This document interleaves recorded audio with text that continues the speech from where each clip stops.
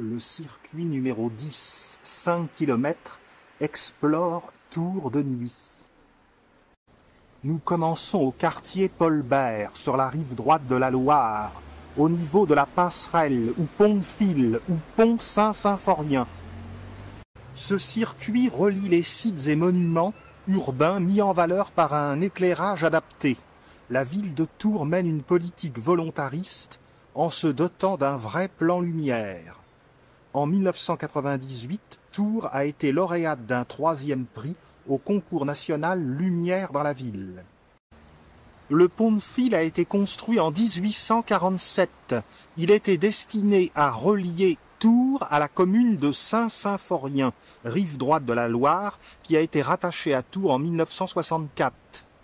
L'éclairage bleuté de la passerelle est dû à Pierre Bidault, celui-là même qui a réalisé l'éclairage de la Tour Eiffel à Paris, excusez du peu. En aval, on trouve encore les vestiges d'un ancien pont qui a été construit en 1034 par Eudes de Blois. Le pont Wilson, quant à lui, est également illuminé. Le pont Saint-Symphorien est en réalité composé de 2 sections. Une première section de 120 mètres va de Saint-Symphorien à l'île aux Quarts. Elle s'est effondrée en 1875.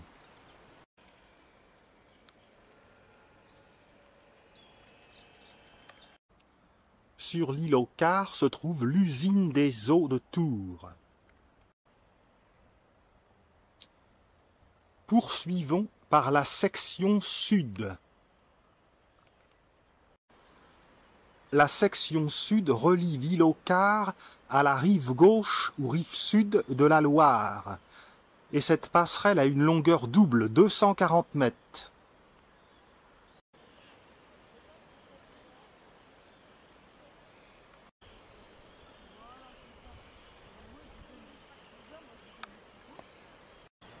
Nous apercevons tout éclairé la bibliothèque municipale de Tours, place Anatole France.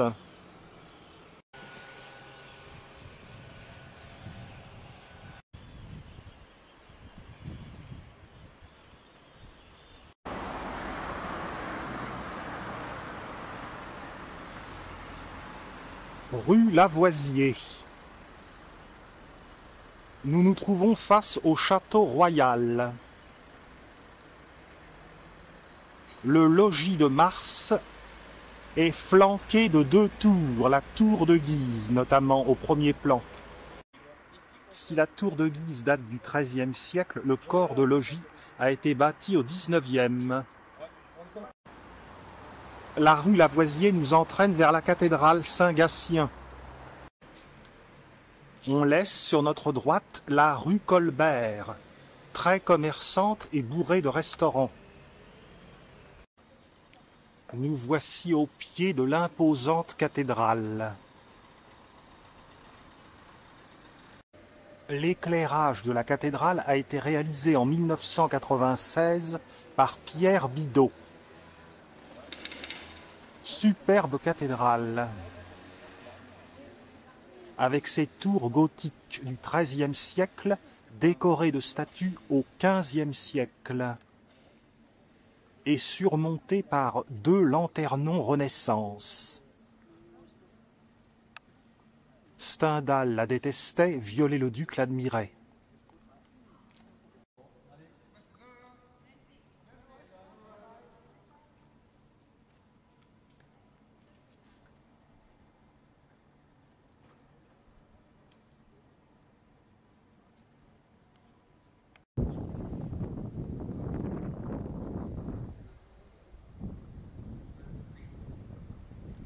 La rue Fleury contourne la cathédrale par le sud et amène place Grégoire de Tours pour voir le chevet de la cathédrale.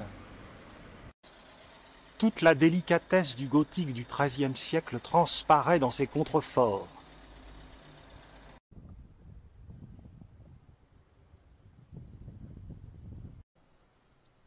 On arrive place Grégoire de Tours. Vue sur le chevet de la cathédrale. On revient sur nos pas par la rue Fleury, en admirant le balcon de l'archevêché.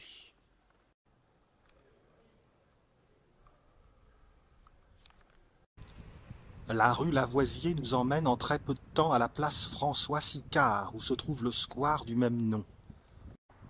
Au moins, ces marronniers d'Inde peuvent faire de la photosynthèse même de nuit. On passe devant la façade de l'archevêché Musée des Beaux-Arts. On contourne le square François-Sicard. On s'engage dans la rue Bernard Palissy, semi-piétonne. On se dirige vers l'office de tourisme et le centre Vinci, une des entrées de la préfecture d'Indre-et-Loire. Logement avec des solives.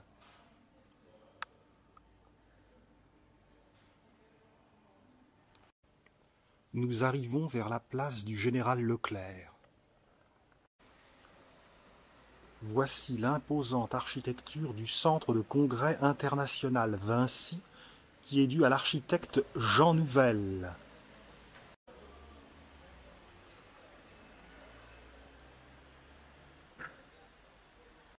Pas de chance, il n'est pas illuminé ce soir de ces tubes lumineux, rouge, jaune, vert, blanc.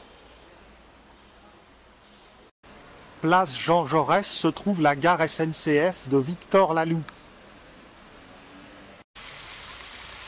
L'éclairage de la gare 1993 est encore l'œuvre de Bidault. On poursuit vers la place Jean Jaurès où se trouve l'hôtel de ville et le palais de justice. L'hôtel de ville nous apparaît dans toute sa beauté. Encore une œuvre de Victor Laloux. L'architecte s'est inspiré du XVIIe siècle.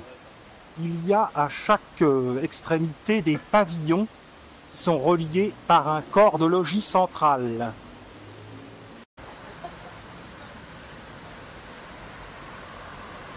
La place Jean Jaurès, en demi-cercle.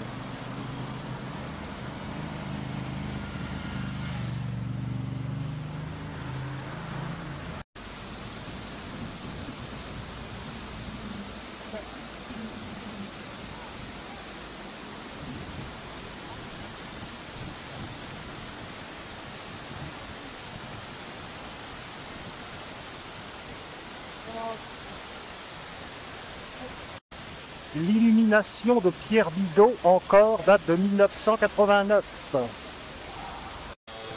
Atlante, Guirlande.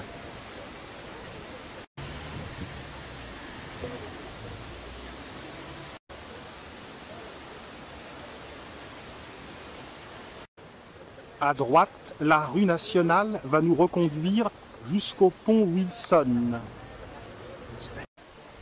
Attends, déjà, je vais déposer mes trucs. Je vais mettre un...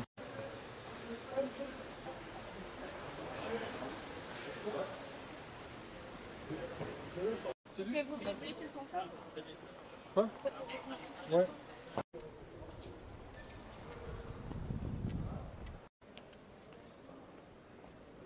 Hein? C'est la partie de la rue nationale qui a le moins souffert des bombardements de juin 1940.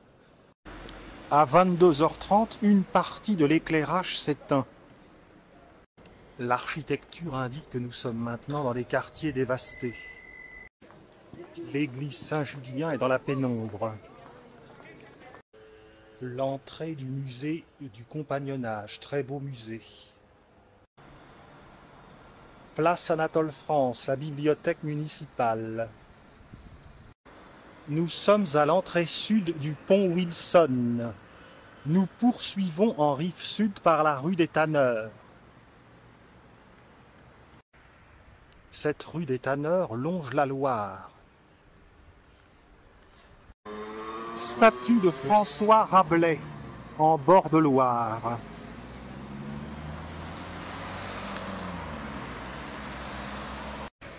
On tourne à gauche dans la rue de Constantine. Et là, miracle, la porte de l'hôtel Gouin est ouverte. Admirons la magnificence de cet hôtel qui a résisté au bombardement de 1940.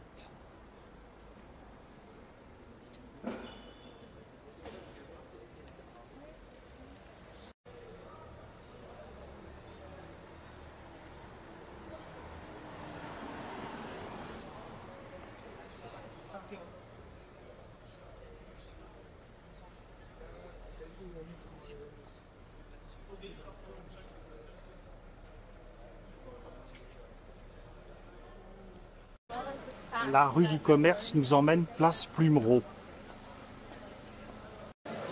Quartier pris d'assaut par la jeunesse, Tourangelle.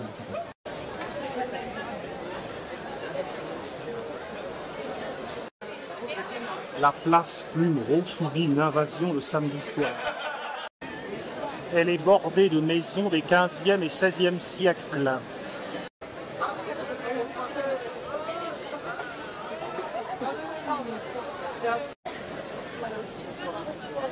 Parce que notre montre, je savais. J'ai regardé, madame. On tourne rue du Change. La tour Charlemagne, vestige de la seconde basilique Saint-Martin, elle aussi est illuminée. Rue des Halles, on aperçoit le dôme de la troisième basilique, celle qui a été construite par Victor Laloux et qui renferme le tombeau de Saint-Martin. C'est encore Pierre Bidot qui s'est chargé de l'éclairage de ces monuments. Le quartier Châteauneuf, construit au IVe siècle, était concurrent du quartier épiscopal, près de la cathédrale.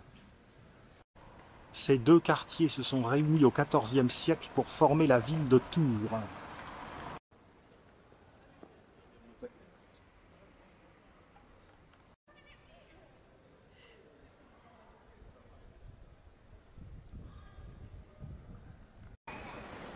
Place de Châteauneuf.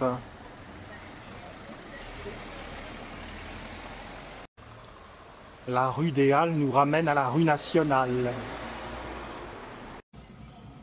On tourne à gauche dans la rue nationale pour rattraper la rue Colbert.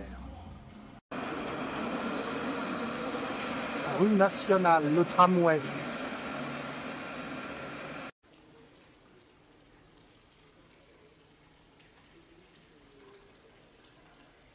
Les ruines de l'hôtel de Beaune-Semblançay.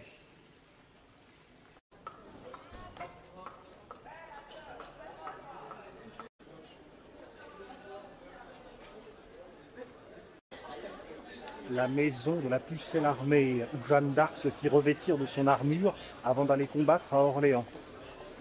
Non, pas du tout. Cette maison a été récemment restaurée.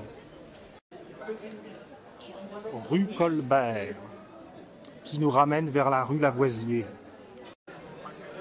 La place Foire-le-Roi est dans la pénombre.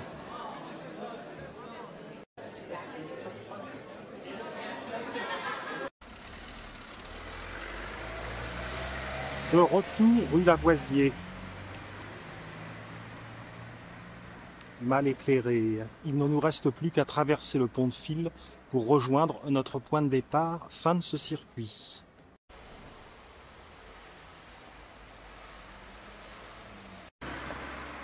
Retour rive droite de la Loire.